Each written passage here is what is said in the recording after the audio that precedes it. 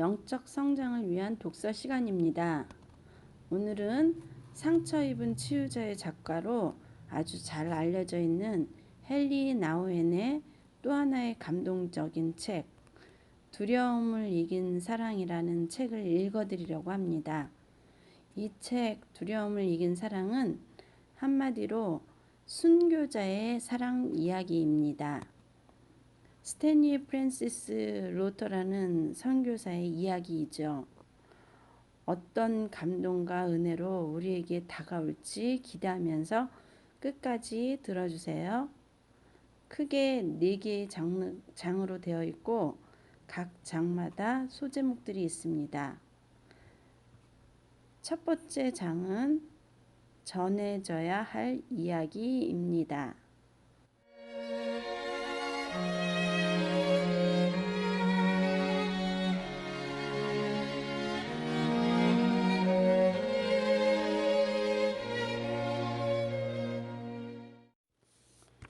전해져야 할 이야기.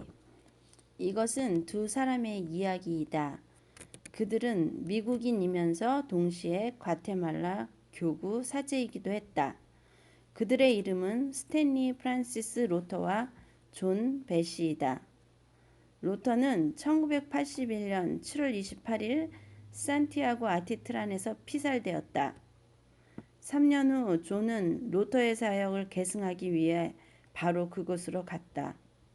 내가 말하고자 하는 이야기는 폭력과 고문과 암살이 난무하는 나라 한가운데서도 하나님의 신실하심은 변함없다는 사실을 증명하는 이야기이기도 하다.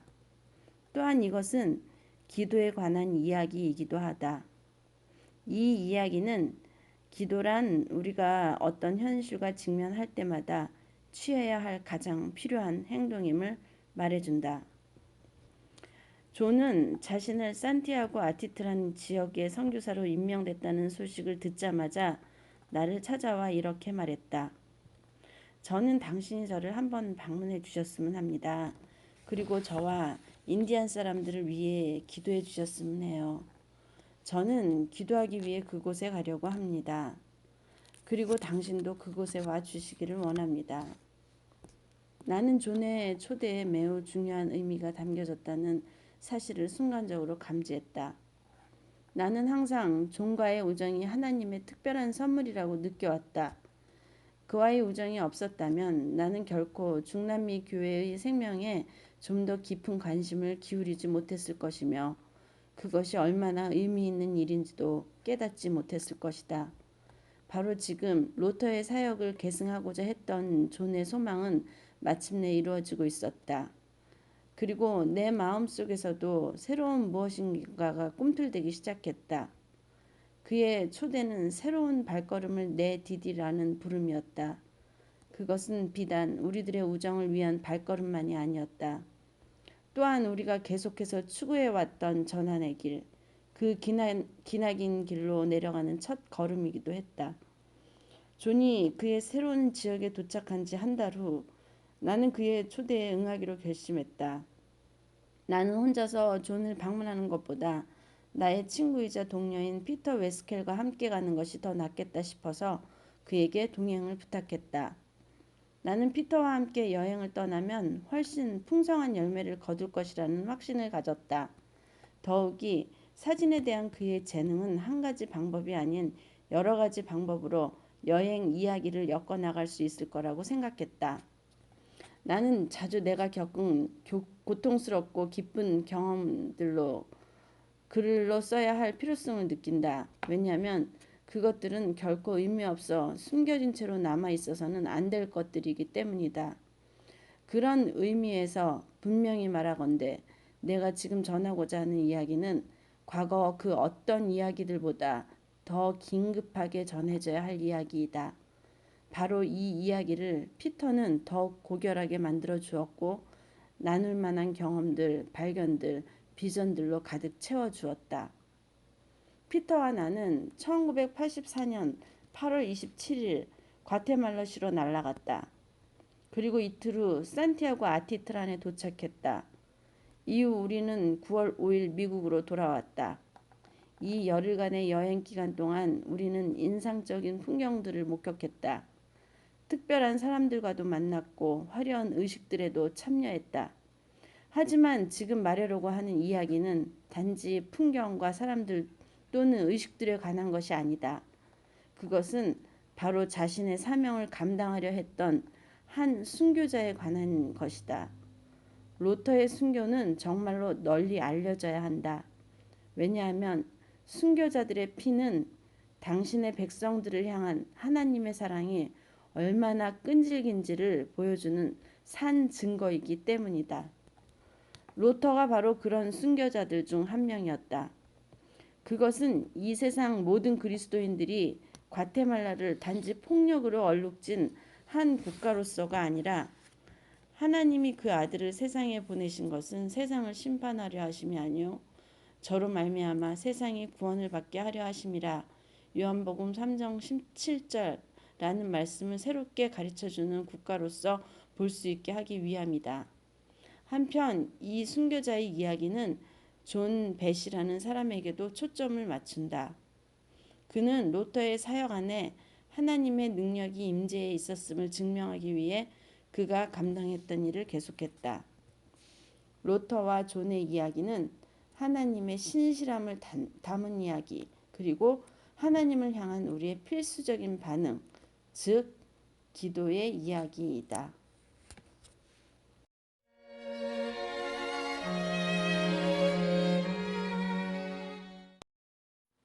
산티아고 아티트란.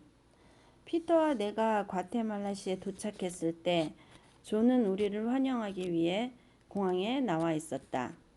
그는 우리가 열흘 후 이곳을 떠날 때까지 우리와 내내 함께 있어 주었다. 도시에서 하루를 보낸 후 우리는 산티아고 아티트란으로의 오랜 여정을 떠났다. 피터와 내가 아름다운 풍경에 대해 이야기를 나누자 존은 이렇게 말했다. 이것은 당신이 앞으로 보게 될 것들과 비교하면 아무것도 아닙니다. 아니나 다를까 자동차가 또 다른 길로 방향을 틀자 눈부신 아티트란 호수의 전경이 우리 눈앞에 펼쳐졌다. 놀랍고 대단한 광경이었다. 그것은 빠르게 움직이는 구름들로 뒤덮인 화산들에 에워싸여 있었다. 그리고 그 주변에는 마치 금반지에 박힌 보석처럼 밝게 빛나는 작은 마을들이 자리하고 있었다. 지금까지 피터와 나는 많은 호수들을 보아왔다. 하지만 우리가 지금 보고 있는 이 호수의 장엄하고 부드럽고 아름다운 광경은 그것들보다 훨씬 더 우리의 마음을 사로잡았다. 저기 이 호수의 끝자락이 바로 산티아고입니다. 존은 호수의 다른 쪽 방향을 가리키면서 이렇게 말했다. 여기서는 그것을 볼 수 없어요. 황금 언덕이라는 것 뒤에 숨겨져 있기 때문이죠. 하지만 우리는 곧 거기에 도착할 거예요. 그리고 그곳에서 당신은 지금 보고 있는 것들보다 훨씬 더 인상적인 것들을 보게 될 것이에요.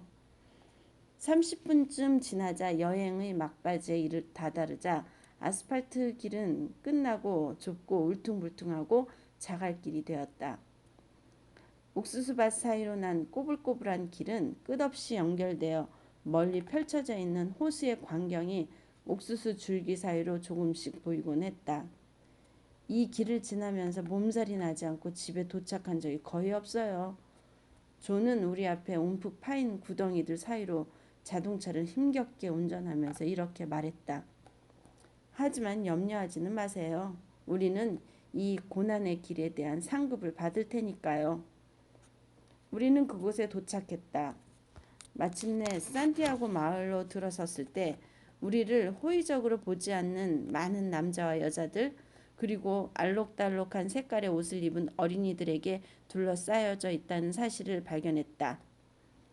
우리는 천천히 차를 몰아 좁은 길을 지났고 어수선한 장터를 통과하여 거대하고 오래된 식민지식 교회 옆에 위치한 중앙 광장에 도착했다. 우리는 자동차에서 내려 교회 계단으로 걸어 올라갔다. 현관 문 앞까지 올라간 후 아래를 내려다보니 깜짝 놀랄 만한 광경이 펼쳐져 있었다. 산티아고의 작은 마을이 우리를 둘러싸고 있는 것이다.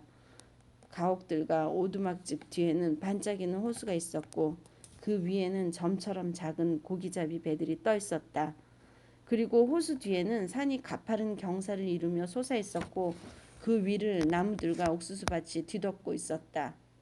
어떠세요? 존은 이렇게 물었다. 정말 너무나 아름답고 평화롭고 평온해요. 뉴욕이나 보스턴과는 너무나 달라요. 나는 이렇게 대답하면서 내가 느낀 감동을 제대로 표현해 보려고 했었다. 산티아고에 오신 것을 환영합니다. 당신이 이곳에 와주셔서 정말 기뻐요. 존은 부드러운 미소를 지으며 이렇게 말했다. 당신은 많은 것들을 보게 될 것입니다. 어떤 것들은 거룩하고 어떤 것들은 사악할 것입니다. 어떤 것은 좋고 어떤 것은 나쁠 것입니다. 어떤 것들은 아름답고 어떤 것들은 추할 것입니다. 다시 말해 지금 당신 앞에 펼쳐진 것들이 모두 사랑스럽지만은 않을 겁니다. 혹시 당신은 이곳의 경치만을 보고 이곳을 낙원이라고 생각할지 모르겠습니다. 하지만 아직까지 이곳은 분명 낙원은 아닙니다. 우리는 과테말라에 대한 글들을 읽어보았기 때문에 그의 말이 진실인 것을 어느 정도 알고 있었다. 하지만 그 순간만큼은 그 글들을 떠올리기가 어려웠다. 집 안으로 들어가 보시죠. 존은 이렇게 말했다. 우선 제가 가장 아끼는 장소를 당신께 보여드리고 싶습니다.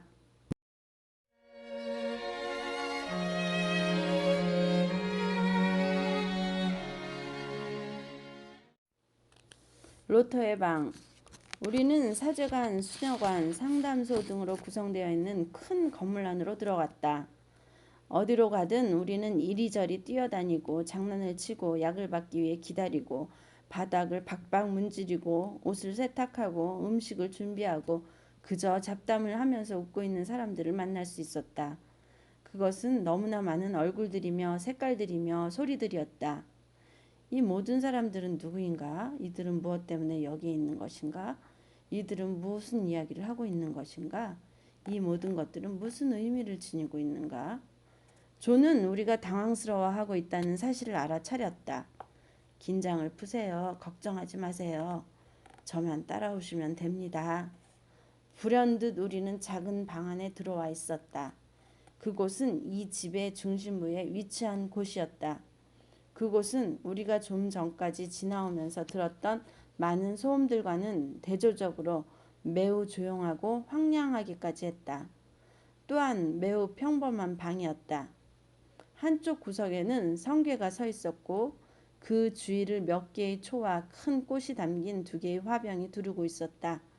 그리고 축복받은 동정녀 마리아의 동상도 보였다. 바닥에는 오래된 몇 개의 의자와 여러 개의 쿠션들이 있었다. 성게와 마주보고 있는 벽에는 큰 포스터 한 장과 작은 사진 여러 장이 핀으로 꽂혀 있었다. 나는 그 사진들이 산살바도르의 전임 대주교였던 오스카 로메오와 이타포드 소녀 그리고 1980년에 일어났던 엘살바도르 내전 때 죽었던 2명의 희생자의 사진들이라는 사실을 감지했다. 반대편 벽에는 3개의 큰 초상화가 걸려 있었다.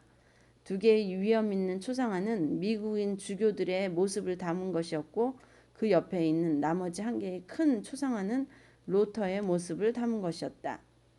그의 얼굴에는 수염이 나 있었고 그의 복장은 편안했고 그의 인상은 강인했고 눈빛은 부드러웠다. 우리는 바닥에 무릎을 꿇고 앉아 잠시 기도를 드렸다. 우리는 지금 어떤 장소에 와 있는지 알게 되었다. 나는 현재 내가 어떤 감정을 느끼고 있는지 이해하기가 어려웠다. 그것은 정말 힘든 시간이었다.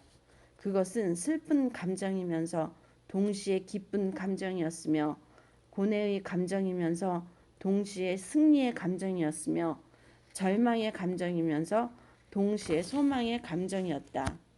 그 모든 감정들이 이 작은 기도실에서 일어나고 있었던 것이다.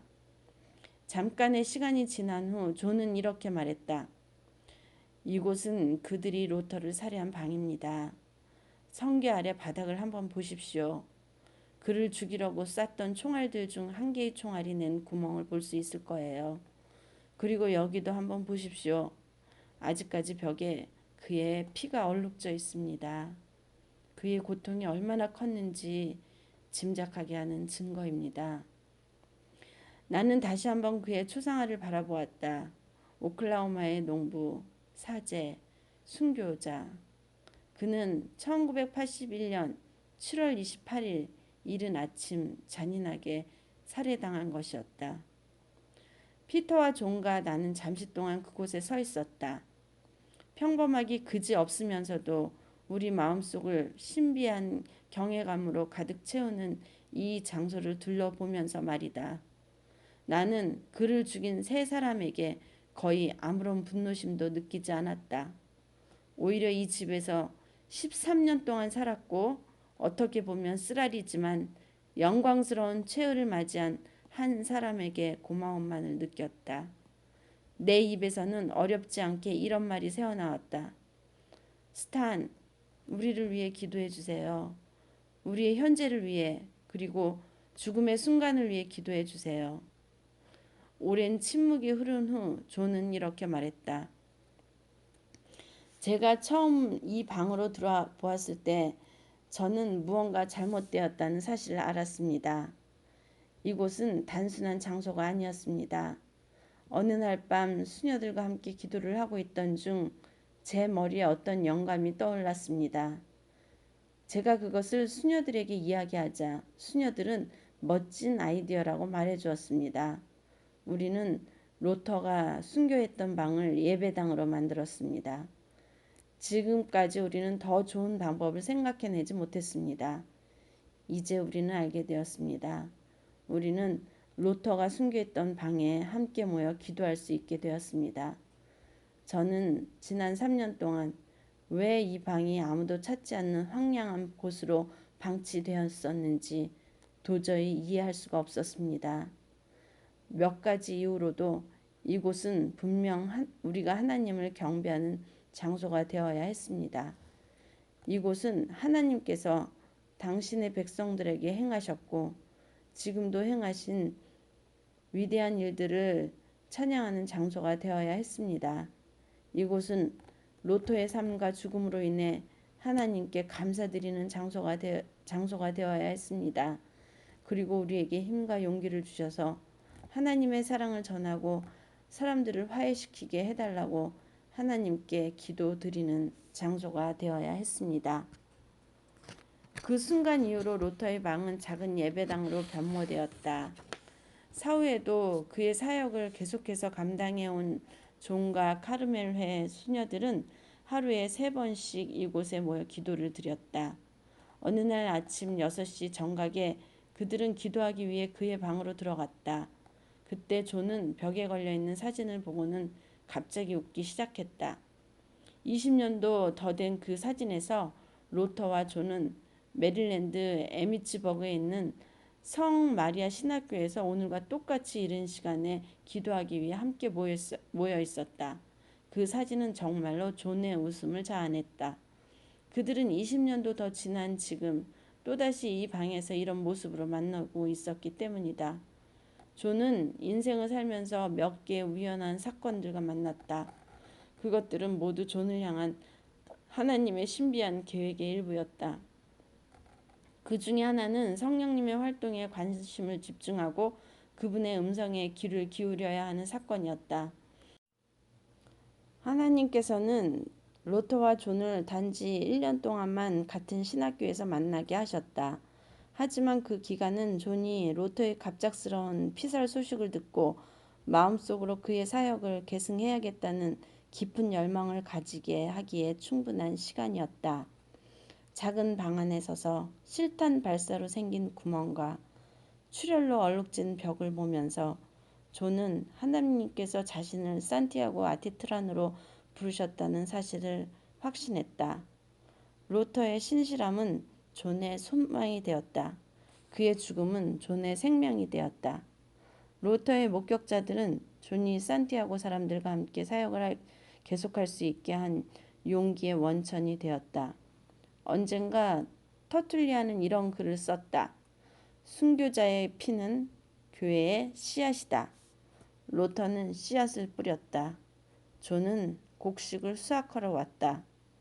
이 새로운 예배당을 방문한 지 며칠 후 나는 안젤리코 메로토가 1981년 9월 3일 산티아고 아티트란 교회에서 설교한 설교문을 읽었다. 그것은 로터의 죽음을 추도하는 예배의 설교문이었다.